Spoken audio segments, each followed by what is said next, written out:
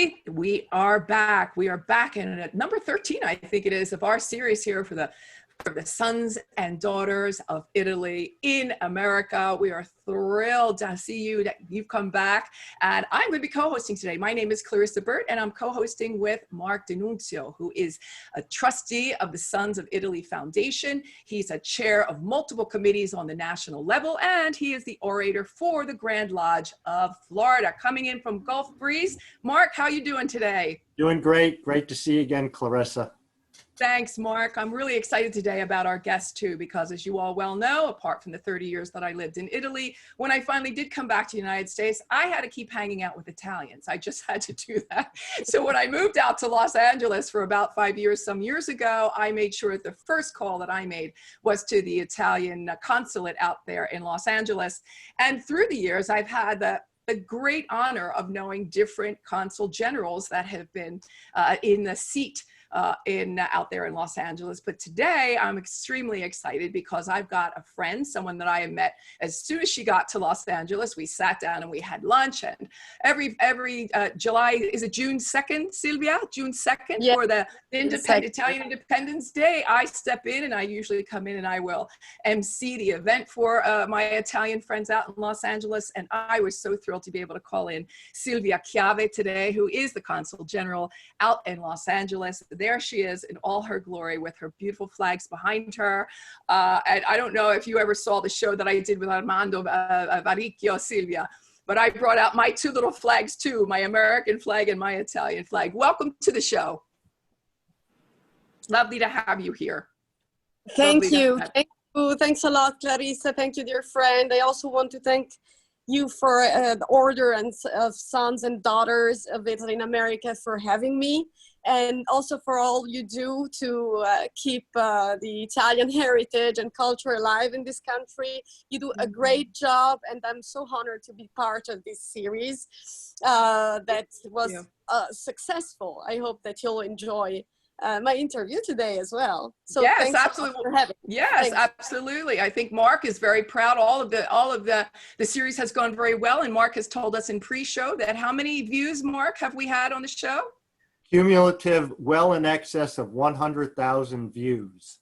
So we thank our audience for following along and listening in. Silvia, we've got some questions for you, obviously, today, and one of them is, how is it that you're serving the Italian community now, especially in this very challenging time, shall we say, where usually people would be coming to the consulate in person? How is it that if someone is in need of the consulate that you might be serving them now?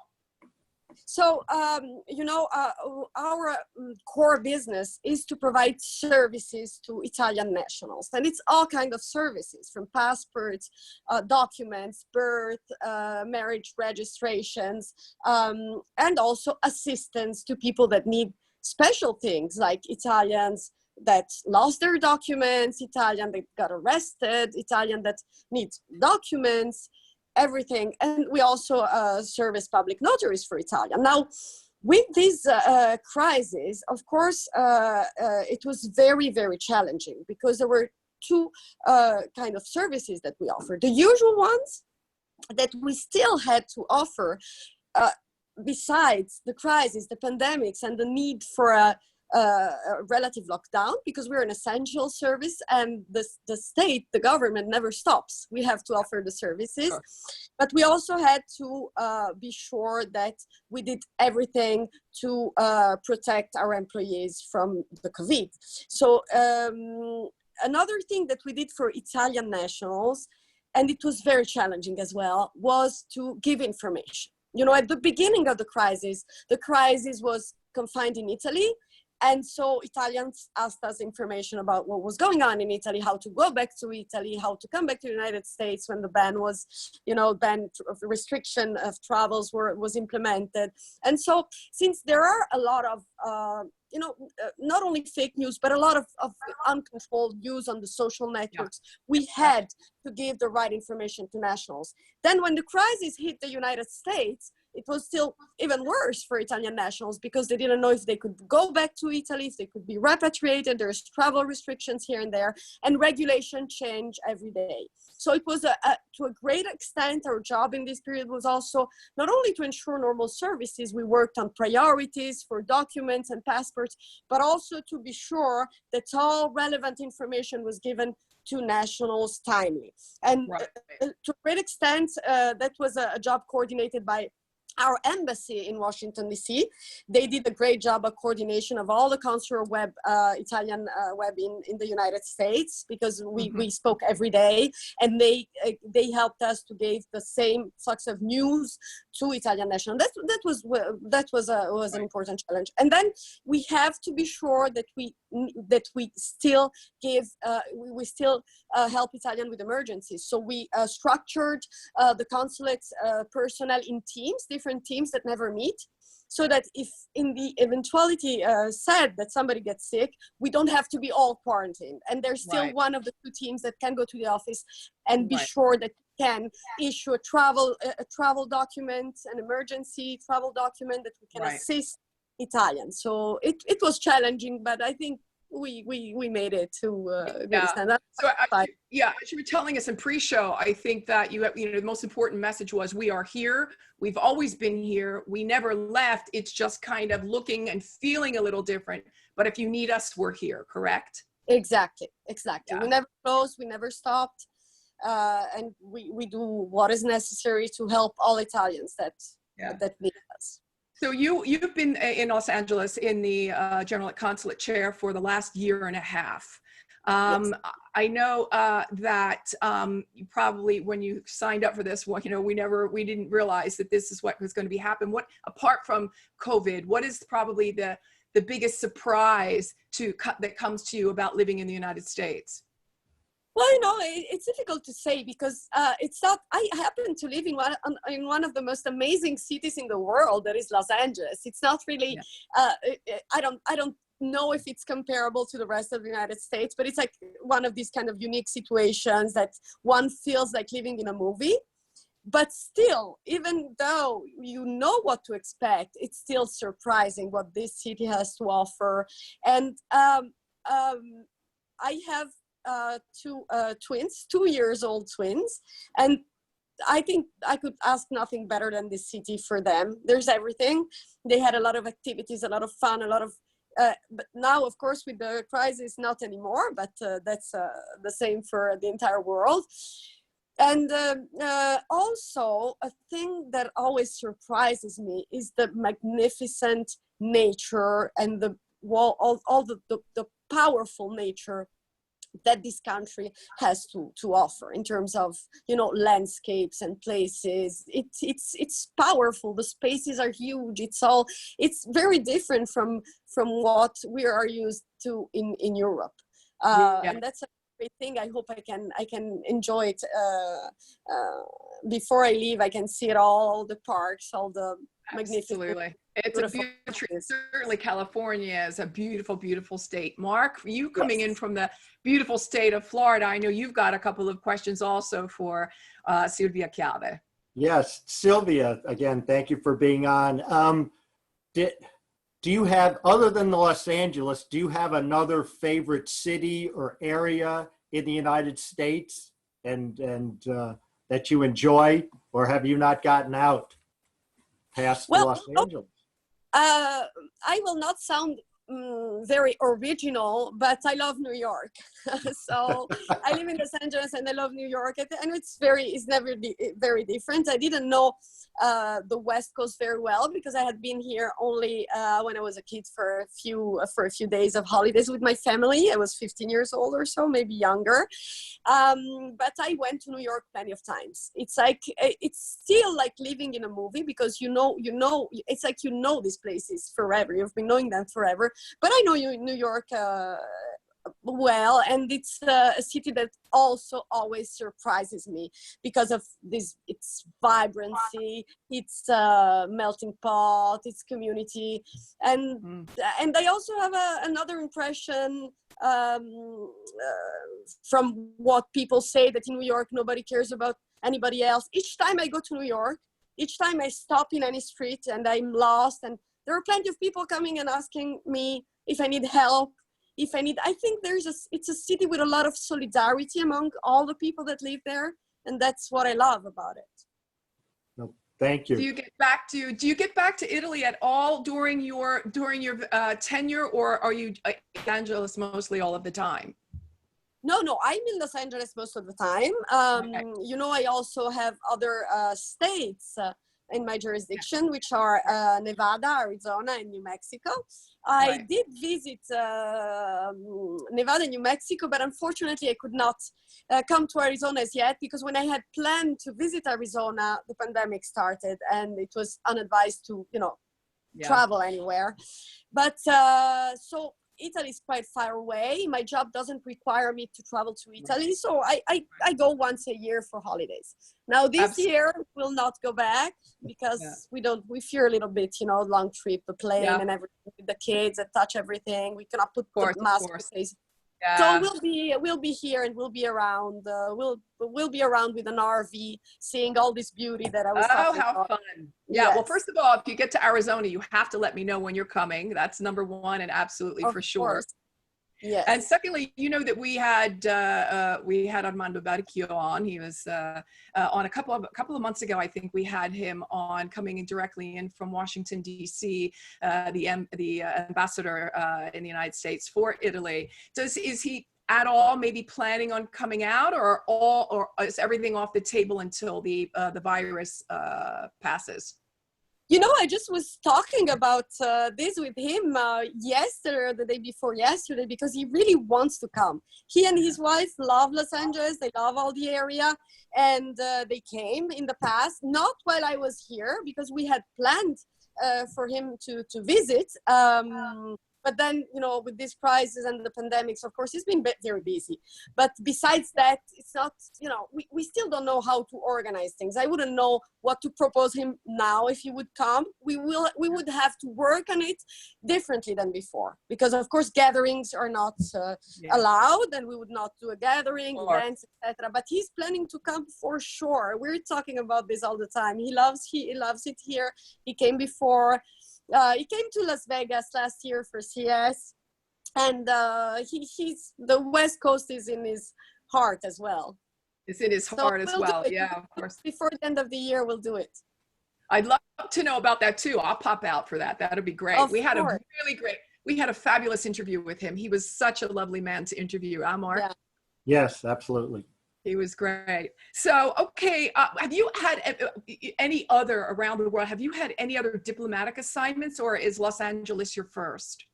No, thank you for saying Los Angeles my first. It means that I look young, but I am. Oh, you do? Well, I told you that already, but that's the whole nother interview.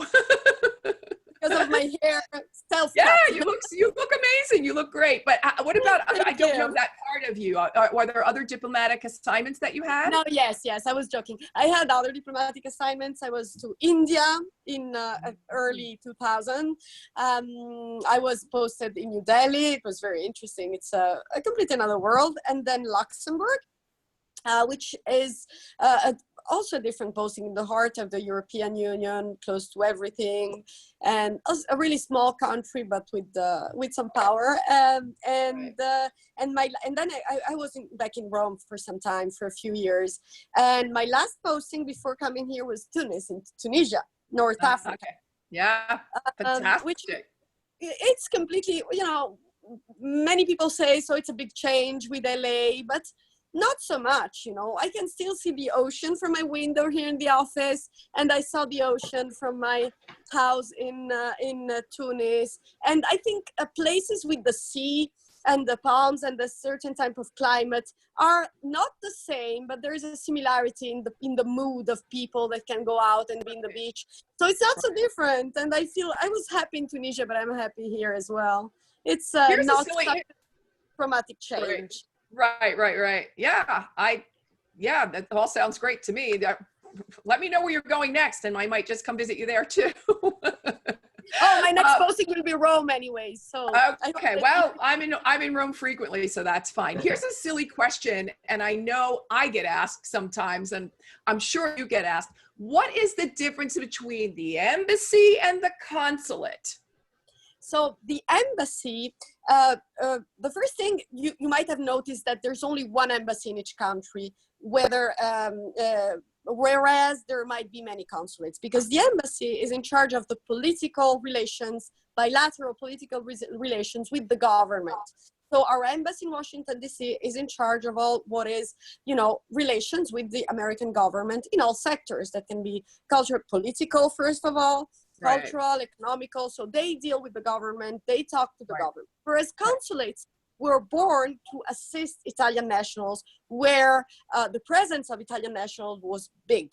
Now, these consulates were everywhere in the world, especially, in Germany, in France, where Italian immigrants, and here in the United States, a lot, of course, where Italian immigrants were a lot of people.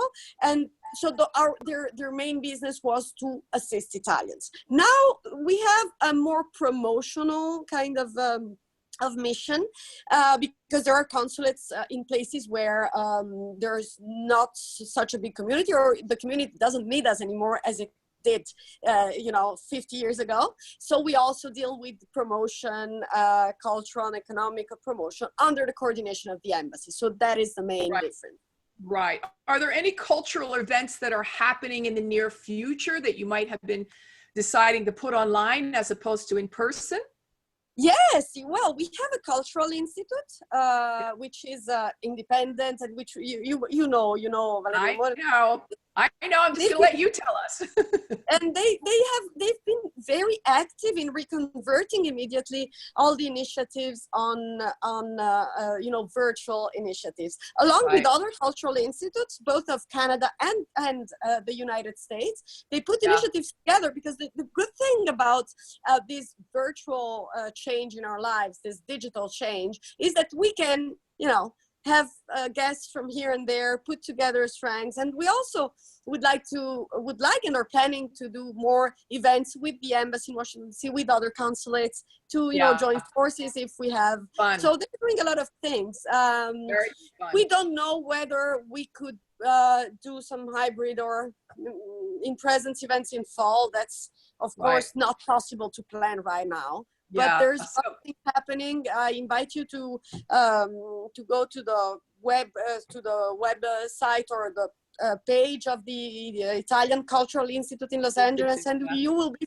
surprised for how active they are. Well, just so you know, and Mark, I can tell Mark and Justin too, that's how I met Alessandra Gambini, who was on the show last week. I met her at the Italian Cultural Institute. They also have Italian language for those of you that would like to know. They have courses in Italian at the Italian Cultural Institute. I enjoyed going to so many events to the Italian Cultural Institute in LA, but Alessandra Gambini last week made a very, very special dish just for the Ora. Mark, the Order of Sons and Daughters in Italy, now has their own signature dish thanks to Alessandra Gambini. Mark, what about that? That's phenomenal. That's phenomenal. I think Justin has some questions from the audience. Absolutely. Okay. And just to build on what you were saying, Clarissa, Silvia, correct me if I'm wrong, but every consulate has an Italian Cultural Institute. Is that correct? So even in different areas, Detroit, here in DC, New York, LA, San Francisco, they will have their own IIC. Is that correct? Oh, it's not mandatory. Some have, some not. Those that you mentioned have their own cultural institutes, but sometimes a cultural institute in a city also is competent for another city. For example, our cultural institute also has Houston in his area. So, and also, of course, the other states where there's no consulate, but in Houston, we have a general consulate, but they have the same cultural institute as we do. And our director, she's here, of course she can, but she tries to also bring a lot of events and things to Houston, which has become easier now with this Zoom mania and digital events. Absolutely. That's right. Well, awesome. Yeah. Well, no surprise, we're having viewers from all across the country, international. Clarissa mentioned Ale Gambini. She's viewing as well. She sends her regards. But from New York, Boston, LA, Italy, we have viewers, Virginia. But one of our questions from some of our viewers in Cincinnati some of our OSDIA members, they were wondering, what does the day-to-day look like for a consul general? What kind of things are you handling on a day-to-day basis, as opposed to things that maybe your staff would handle? Can you expand on that a little bit? Yes, of course. Now or before the pandemic? No, I'm joking, because in reality, it's kind of the same. We have a very operational job.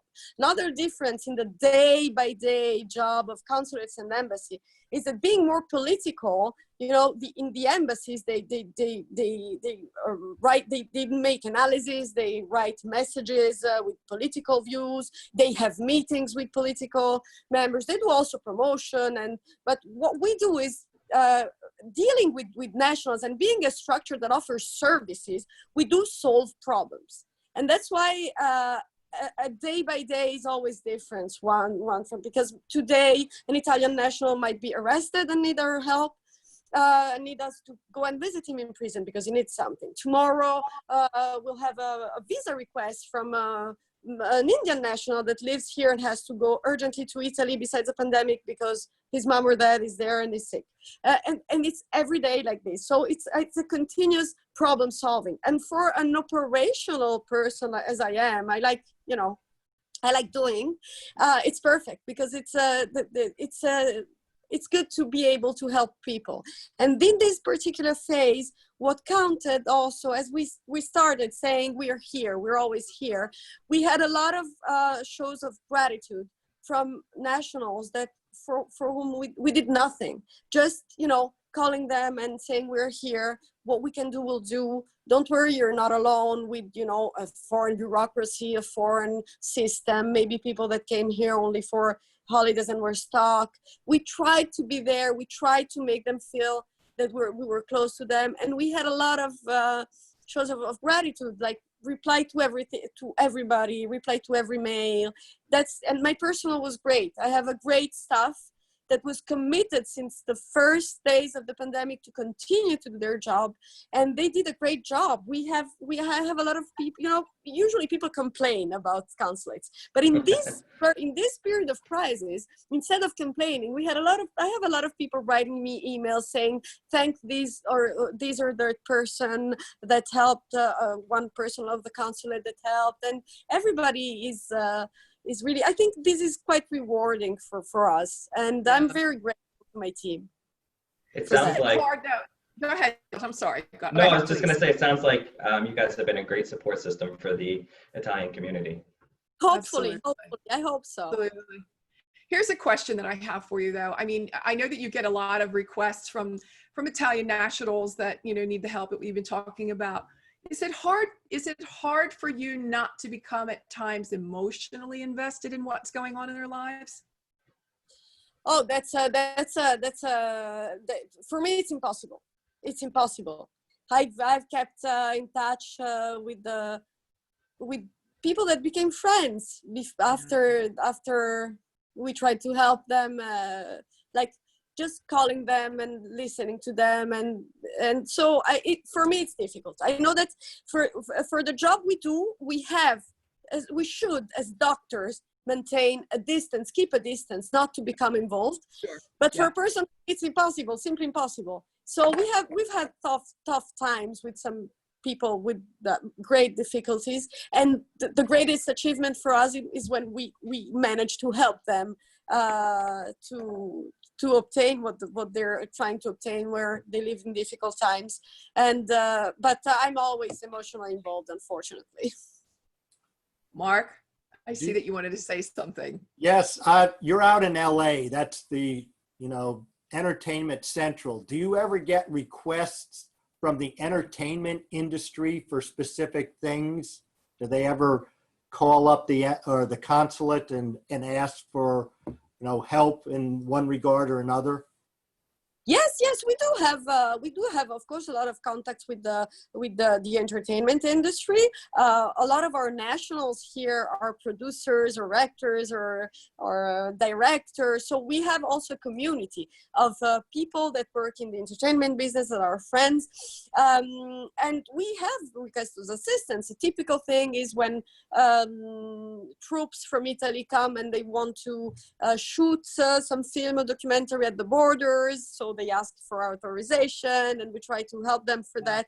But also a great request is from the US to be able to know what are the incentives and advantages to shoot in Italy, because Italy is considered a great destination to shoot films and movies. And so whenever the other actors are what we call the Sistema Italia, that are the Italian Trade Institute, the Chamber of Commerce, the Italian Tourism Board, we do organize from time to time events to inform American producers on what are the latest developments in the laws in Italy as far as incentives are concerned for shooting. And they're a great success. We have crowds of people coming. Of course, we can't do it all alone. So we invite lawyers. We invite some of our producers that do know what they're talking about, because it's very technical. Incentives, the incentives to shoot in Italy, it's a very technical. But the film commissions come here all the time. We have a lot of active film commissions that come here by their own. They organize events. So there's a lot of contacts between entertainment industries in both sides. And of course, we try to favor it because it's a great way to promote Italy. Justin, you've got another question there? Yeah, the same question has come through a few times, and it looks like it's something that we may have skipped over. Silvia, where are you from in Italy? Oh, I was born in Milano, so northern part of Italy. But I've always lived abroad because both my parents worked at the Ministry of Foreign Affairs in Italy. So I lived in Milano only a few years when I was born, and then I traveled my whole life. Besides that, I must say that both my parents were born in Milan, but their parents were from 4 different Italian regions. So my mom was born from Lombarda woman, so Lombardia, the region of Milan, and her dad was from Apulia, so southern and northern part. My father had a Sicilian mother, and his father was from Piemonte. So 4 regions, 2 in the far north, 2 in the far south. So I'm really Italian. And really Italian, and I would venture to say you're a force to be reckoned with. There you are. Justin, any other questions? That's it for right now. Okay, guys, I think that we are going to wrap it up right here. Mark, any other last question for you? No, it's been wonderful. We've enjoyed our time with the Consul General, with Silvia. And right. Is she lovely? I told you she was lovely. Yes, we appreciate her time. Well, thank you again, Silvia, so much for the time that you've given us here today. Any last minute thoughts that you'd like to leave our viewers with?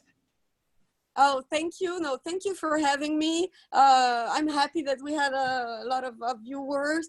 To all our community of Italians and Italian Americans, I want to repeat that we are here. We never close. We want to listen to you. Please always visit our Facebook page, our website, our Twitter page, because we try to keep everything updated.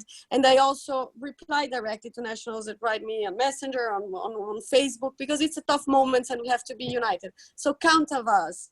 Count on us, because we're here for you. Thank you to Sons and Daughter of Italy in America for having me. It's been a great pleasure. Thank you, Clarissa. Thank you, Mark, Justin, and General Consul of Los Angeles, Silvia Chiave, thank you again so much for your time. I'm going to pass it now over to Justin because I know he's got some information for us now. Yeah, I think Mark is going to let us know where you can become a member and follow us on social media. Mark? Right. So if you're interested in becoming a member of the order, go to our website, OSIA.org, and please like and follow us on all our social media platforms, Facebook, Twitter, Instagram, YouTube, LinkedIn, and Pinterest. So thank you, Justin. And I just would like to say that this interview is going to be the last for our first season. We've had 13 interviews, and as I said, we have had well in excess of 100,000 views of all those interviews. We've done actors, actresses, authors, accountants, the ambassador to Italy, chefs, comedians, the president of the Rome, Italy Lodge, and an author. I think we've covered everybody, but on behalf of the Sons and Daughters of Italy, I wanted to thank everyone who played a part in making this first season an overwhelming success. And especially thank you to all our guests who've given of their time and talent. And thank you again to Silvia for being the last for the season. And we will restart sometime in September with a new full lineup of celebrities and doing the same type of format, live interviews. So we will get the word out at the appropriate time. All right, everybody. Thank you again so much, Silvia. You've been fabulous. Thanks again for being with us. Thank you, guys. Bye-bye now.